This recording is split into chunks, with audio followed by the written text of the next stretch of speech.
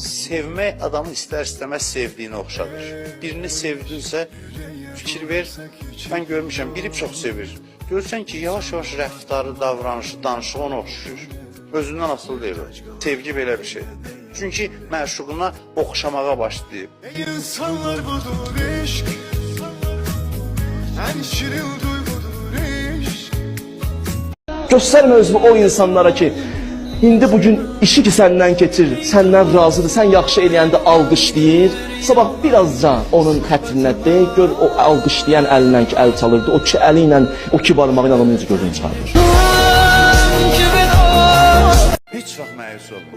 Çətinliklər olacaq, büdrəmələr olacaq, səhvlər, xətalar, günahlar olacaq, amma ümidi bir an qırma, bir an belə qırma.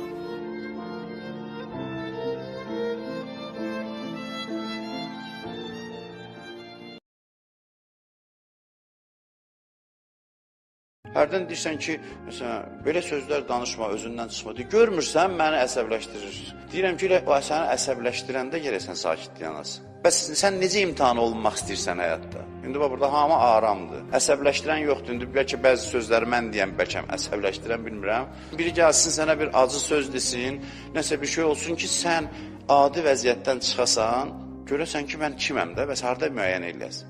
O situasiyalar ki var, yaranır, adamlar. Bir alim insanları toplayır məscidə, Allahdan danışır, şəriətdən danışır, təriqətdən, mərifətdən, həqiqətdən, irfandan filan danışır. İnsanları hazırlayır, bir qiyamətdə Allahın sualları var, onlara indidən cavab hazırlayın. Allah soruşacaq namazdan, orucdan, zəkatdan, xumsdan və s. danışır. Bir arif keçirmiş, arif dayanır, cəmaata üzünü tutur, deyir, qulaq asmayın. Şükür etdikdə bəlaların sayı 100 olacaqdısa 5 olur. Nə vaxt həyatınızda bəla çoxaldı?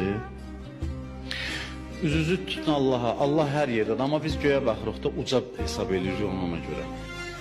Ucadaq Allah. Baxın göyə deyin ki, ilahi bildim, neymətlərə şükür eləməmişəm yəqin. Həyatda bəla çoxaldısa, şükrünüzü artırın, bəla azalacaq.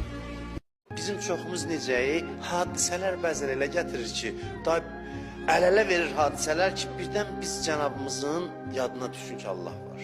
O da biz nazlan, doğrudan da Allah var. Sonra hadisə bitən kimi yenə yaddan çıxır. Məsələn, gedirik dəfnə birini dəfn eləməyə, bir nəfər gərək ölsün, çiynimizə qoyaq, aparaq. Allah bunu bəlkə onun üçün öldürüb ki, mənim yadıma özünü salsın. Aparaq, dəfn, o həngamənin içində, biraz fikrə gedək.